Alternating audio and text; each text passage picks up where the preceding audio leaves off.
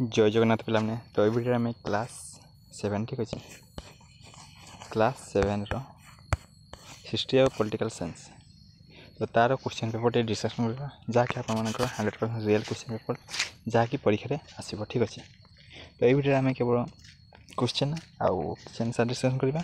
Next video यार पूरा answer नहीं आसवा ठीक अच्छे तो जो मैंने चैनल को प्रथम थर पर देखुं तो चैनल को सब्सक्राइब कर रखु जहाँफल जहाँ वीडियो अपलोड हो सर्वप्रथम आपपारे ठीक अच्छे तो ये हूँ आपंकर हिस्ट्री आउ पॉलिटिकल साइंस तो पूरा 100% रियल क्वेश्चन पेपर जहाँ पढ़ो पे ये ही पढ़ो तो आपने जानते आपण जियोग्राफी आ मैथ जो गुड़ा छड़ा जाता तो 100% पढ़ी तो यह भी निहाती पढ़ो ठीक अच्छे तो प्रथम क्वेश्चन देखते कौन कही राजेन्द्र चोरंकर जनमंगलकारी कार्यावली विषय लेख तो यार 4 मार्क अच्छे ठीक अच्छे नेक्स्ट पे खरे कही पे अकबर धर्मनीति संक्षेप लेख ठीक अच्छे अकबर जहाँ धर्मनीति रही है से विषय लिखे नेक्स्ट क्वेश्चन पे कही समस्त प्रश्नर उत्तर संक्षेप दियो 2 मार्किया क्वेश्चन 6टा अच्छे ठीक अच्छे तो फास्ट क्वेश्चन पचार जगन्नाथ मंदिर किए निर्माण करते यही मंदिर पूर्व द्वार को कौन कहुए नेक्स्ट पे ख नंबर पचारा फिरदौसी किए एवं से कहीं विख्यात गड़े पे पचारा दिल्ली सिंहासन में बसी प्रथम और शेष मुसलमान शासिका किए आप जानते तो दिल्ली सिंहासन में बस एकमात्र मुसलमान शासिका तो राजिया सुल्तान तांका पिता का नाम कौन था ठीक अच्छे नेक्स्ट पे घ नंबर पचारा द्वितीय पानीपत युद्ध कहा मध्य और केबे होइतला यार फलाफल कौन होइतला नेक्स्ट पे 9 नंबर पचारा सार टॉमस रो किए से क्यों शासकों समय भारत को आसी और कहीं नेक्स्ट पे 4 पचारा कहार राजत्व काल को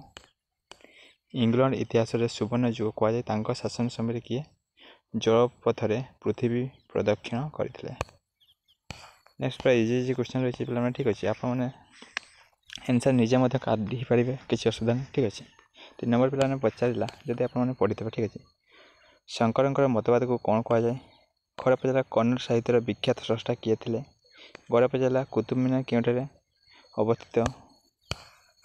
नेक्स्ट पे घरे पचारा हिंदी रामायण किए रचना करते नेक्स्ट पे 1 नंबर किए भारत को जलपथ आविष्कार करते आप जानते भास्कर गामा भारत को जलपथ आविष्कार 1458 ख्रीष्टाब्द नेक्स्ट पे 4 नंबर पे अकबर नामा डैश द्वारा रचित है नेक्स्ट पे ख नंबर पचारा चोर मान राजधानी कौन था दौलताबाद आधुनिक नाम कौन था बाबर आत्मजीवनी डैश नाम परिचित कालीकट को शासन करुवा राजा जामरीन डैश धर्मावलंबी थे नेक्स्ट पे 5 नंबर कही गार्डन स्तंभ मिलन कर कस्तंभ खस्तंभ क्या तो आप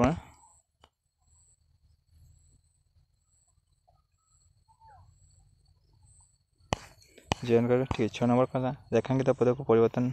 कर ठीक उत्तर टी लेख नान्य और तेलुगु भाषा रामायण रचना करते तो रेखांकित पद को परिवर्तन कर ठीक उत्तर टी लेख तो जोटा यहाँ को परिवर्तन करेंगे ठीक अच्छे अहमदाबाद सहर फिरोज शाह प्रतिष्ठा करते यहाँ चेंज करेंगे नेक्स्ट औरंगजेब सिख मान नवम गुरु गोविंद सिंह को हत्या करते औरंगजेब सिख मान नवम गुरु नेक्स्ट घ नंबर पर्तुगाल राजधानी कालीकट था तो यहाँ को चेंज करेंगे शून्यस्थान पूर्ण कर 7 नंबर कौन कही डैश संविधान संशोधन प्रणाली कष्टसाध्य डैश संविधान संशोधन प्रणाली कष्टसाध्य डैश देशर संविधान विश्वर सर्वप्राचीन लिखित संविधान गौरव पचार डैश मसीह भारतीय जातीय कांग्रेस गढ़ा नेक्स्ट पचारा कौन संविधान प्रणयन सभार सभ्य संख्या केते थे 8 नंबर पचार संख्या पर उत्तर दियो बंग विभाजन केवे होता यह मूल इंग्रेज सरकार क्यों लक्ष्य निहित थिला तो इंपोर्टेंट क्वेश्चन तो प्रैक्टिस निहाती कर जानते ठीक अच्छे तो 9 नंबर ଅନମନୀୟ ସମ୍ବିଧାନ କାହା କୁହାଯାଏ? ଉଦାହରଣ ସହ ଲେଖ। 9 ନମ୍ବର ପଚାରିଲା ପିଲାମାନେ, ଯାହାକି ଆପଣମାନଙ୍କ ପାଇଁ ଟିକେ କଷ୍ଟ ରହିବ। ରେଖାଙ୍କିତ ଭାରତ ମାନଚିତ୍ରରେ ନିମ୍ନଲିଖିତ ସ୍ଥାନଗୁଡ଼ିକୁ ଚିହ୍ନିତ କର।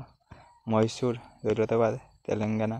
ଦିଲ୍ଲୀ। ଠିକ୍ ଅଛି। ତ ଏହାକୁ ଟିକେ ମ୍ୟାପ୍ରେ ଟିକେ ଦେଖିକି ଯାଇଥିବେ। ଠିକ୍ ଅଛି, ଯାହାଫଳରେ ଆପଣ ଇଜି କରିପାରିବେ। ତ ଥ୍ୟାଙ୍କ ୟୁ ପିଲାମାନେ, thank you for 1K subscriber. ଠିକ୍ ଅଛି।